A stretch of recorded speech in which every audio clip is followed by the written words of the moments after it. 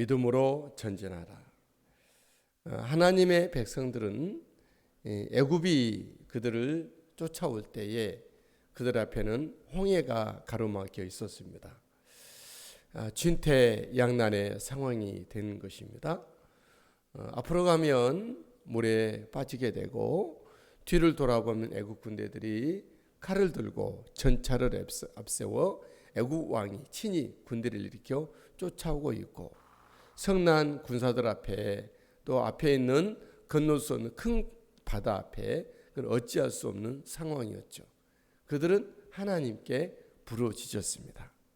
하나님의 백성들의 특기는 또 특권은, 우리의 거룩한 무기는 하나님께 부르짖는 것이죠. 하나님은 하나님께 부르짖을 때 하나님은 말씀하셨습니다. 너희들이 이제 전진하라. 부르짖지만 말고 전진하라 말씀하셨습니다. 15절 말씀, 너는 어찌하여 내게 부르짖느냐. 15절, 믿음으로 앞으로 나아가게 하라. 16절, 손을 내밀어 바다를 갈라지게 하라. 바다 가운데를 마를 땅으로 행하리라. 여러분, 우리가 하나님께 부르짖었다면, 부르짖는 것도 아무나 하는 것은 아니죠. 누구든지 부르짖어야 된다는 것을 알고 있어요. 그러나 정말 부르짖습니까? 마음으로만, 생각으로만 몇 마디 읊조리다 끝나는 건 아닙니까? 부르짖는다는 것은 우리의 입을 벌리고 입술을 벌리고 우리가 목청을 벌리고 기도를 열고 내 마음의 몸과 마음을 합하여 주님 앞에 큰 소리로 외치는 것을 말하죠. 뼈와 내 피와 내 모든 살이 떨리도록 주님 앞에 부르짖는 것을 말하죠.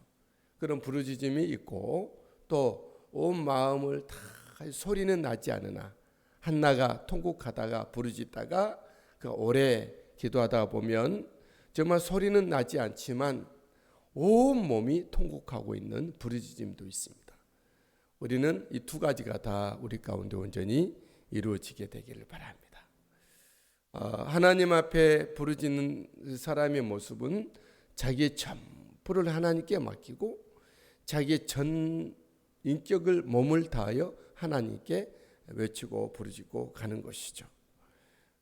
우리가 이 부르짖음이 꼭 있고 또 부르짖었다면 그걸로 끝나는 것이 아니라 믿음으로 행해야 된다. 어떤 사람은 기도했으니까 나는 이제 잠을 잔다 하고 모든 시간들을 아무것도 하지 않고 이렇게 할 수 있어요. 부르짖었다면 부르짖은 것만큼 믿음의 진보를 이루어야 된다는 것이죠. 전진을 해야 되는 거예요. 한 걸음 한 걸음 나아가는 것이죠. 오늘은 어제보다 조금 한 걸음 가고 내일은 오늘보다 조금 한 발짝 더 가는 것을 말하는 것이죠. 여러분, 우리가 부르짖지만 전진 믿음으로 나를 진보를 이루지 않을 때 그 사람은 항상 제자리에서 부르짖고 그러다가 스스로 실망합니다. 안 되는구나, 부르짖어도. 다른 사람들도 당신은 부르짖어도 안 되는군요. 사탄도 너는 부르짖어도 안 되는 사람 아니냐, 이런 패배감이 오게 됩니다. 한 발자국 하나님의 일을 해 가는 것을 말하죠. 믿음으로 부르짖었으면 한 발짝 나가는 것이죠. 여러분, 기도했다면 믿음으로 한 발짝 전진하시게 되길 바랍니다. 부르짖는 사람이 믿음으로 전진할 때 역사가 일어났습니다. 19절에 보니 천사가 구름 기둥을 뒤로 옮깁니다. 그리고 20절에 보니까 애굽 진과 이스라엘 진 사이에 그 불기둥을 서게 합니다. 구름 기둥을 서게 하죠. 뭘 말하죠? 구별시키는 걸 말합니다. 우리 가운데 어둠을 띄어내는 걸 말합니다. 우리 가운데 나를 연약하게 했던 것을 띄어내 주시는 것을 말하죠. 갈라치게 한다는 거죠. 하나님과 나와 갈라설 것이 아니라, 하나님의 사람들로 내가 갈라서는 것이 아니라, 나를 괴롭게 했던, 나를 추격해 하던 그런 것들을 하나님이 갈라서게 해야 한다는 것이죠.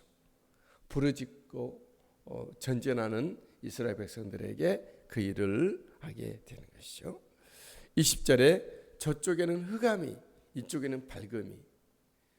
여러분들 가운데 있는 흑암, 그늘이, 어둠이 떠나 그래서 해방돼야. 우리에게는 밝음이, 저쪽에는 흑암이 있게 하나님 하셨다. 기도하고 믿음으로 전진하는 사람에게 한 발짝 너무 많이 가면 그 사람이 무너지거든요. 너무 그렇게 하면 그건 지혜가 아니죠. 내 템포에, 체력에 맞게끔, 내 신앙에 맞게끔 하는 걸 말합니다. 어떤 사람이 필 받아가지고 막 엄청 흥분해서 하는데 그거 오히려 더 안 좋게 되는 것이죠. 가다가 멈춰버리고 나락으로 떨어지기 쉽습니다. 한 발짝 가는 것이 말합니다. 이 믿음으로 전진하는 그들에게 모세가 손을 내밀자 바다가 갈라졌습니다. 바다가 갈라졌다. 부르짖고 전진하는 하나님의 백성들, 말씀을 쫓아 전진하는 백성들 앞에 바다가 갈라졌다. 22절에 백성이 바다 가운데를 걸어갔다. 바다 가운데 걸어갔다.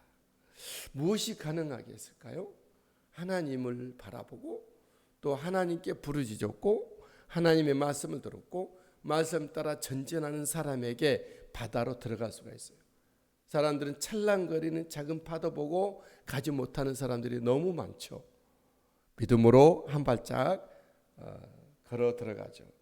이때 물은 그들의 좌우의 벽이 되었다. 얼마나 위험천만해 보입니까? 그러나 주님을 바라보고 그 길을 가는 것입니다.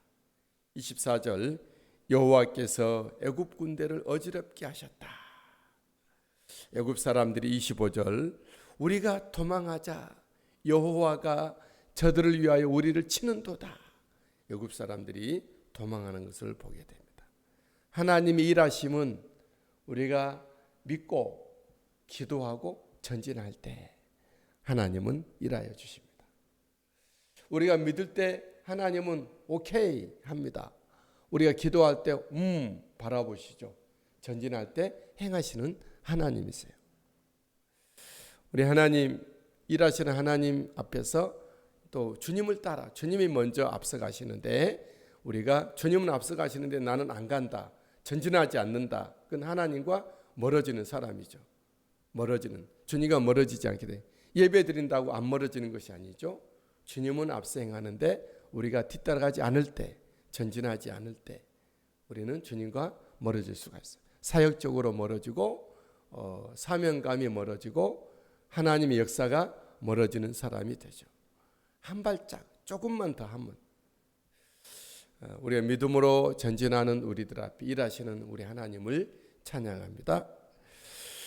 또 우리 하나님은 새벽에 영광을 얻으셨다. 24절 말씀 새벽에 영광을 새벽에 24절 말씀 보실까요? 새벽에 여호와께서 불과 구름 기둥 가운데서 애굽 군대를 보시고 애굽 군대를 어지럽게 하시며 그들의 병거 바퀴를 벗겨서 달리기가 어렵게 하시니 애굽 사람들이 이르되 이스라엘 앞에서 우리가 도망하자. 여호와가 그들을 위하여 싸워 애굽 사람들을 치는도다. 새벽에 그랬어요. 새벽이라는 의미는 시간적인 모든 만물이 잠들어 있지만 우리는 피곤한 몸을 먼저 일으켜 주님 앞에 나가는 이 시간을 말하기도 하죠. 너무나도 귀중하고 보배로운 시간이고 상쾌하고 어쩜 많은 만물은 잠들어 있지만 주님 앞에 깨어 기도한다는 어떤 승리감이 있는 이 새벽을 말합니다. 모든 일하기 전에 먼저 앞선 시간을 말하죠. 새벽이라는 의미는 깨어있다라는 의미도 있고요. 간절하다 이런 뜻도 있습니다. 새벽이라는 의미는 우리가 할 수 없는 시간에 하나님이 일한다 이런 의미도 있어요. 여러분 새벽에 하나님 앞에 올려드리고 새벽에 일하신 하나님. 홍해도 새벽에 이 애국 군대를 홍해에서 수장시키셨고 요단강도 새벽에 그 물이 갈라졌고 만나도 새벽에 내렸고 여리고성도 새벽에 무너지고 함락되고 새벽 미명에 예수님도 기도하러 나가셨어요. 새벽에 제자들이 바다 한가운데서 정말 그들이 사경을 헤맬 때 주님이 그 밤에, 그 새벽에, 밤사경에, 다시 말해 새벽에 주님 제자들에게 오셨습니다. 오고 계신 예수님이셨죠. 새벽에. 어쩌면 주님이 새벽에 재림하여 오시지 않을까 생각도 한번 해보는데 그건 잘 모르겠습니다. 때와 시는 우리는 알지 못하니까, 주님, 우리 하나님 아버지만 아시니까. 여러분, 새벽에 우리 하나님이 영광을 얻으시는데 하나님께 이 새벽에 영광 돌려드린 여러분들을 축하하고 축복합니다. 우리 새벽에 주님을 의지하는 우리 모두가 되시게 되기를 예수님의 이름으로 축복합니다.